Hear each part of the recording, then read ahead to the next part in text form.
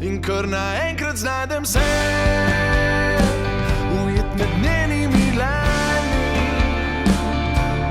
Joy Privacy je rock skupina iz Kranja, 5 odličnih fantov, čednih tudi, Sigurno.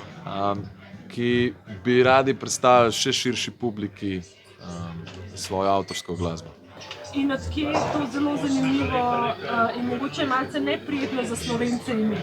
Zdaj pri basistu v sobi je bila ena slika obešena, na kateri je gor whisky in spodaj piše Joy Privacy. Zdaj, ko imamo mi ful veliko imamo vnemo ali pa mogoče ne toliko vnemo, ampak najdeti nekaj pa se zapičati ali pa spremeniti je zelo težko pri nas. Ja. Tako da smo rekli, dajmo to vzeti za ime benda, za enkrat pa bomo videli, ampak v bistvu zdaj je ta ime ostal.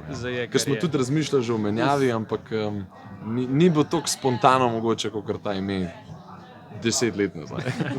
Ona bo ljubila svet, njom toplila mali kabinet. Povejmo nekaj o vašem prvencu, Mali kabinet.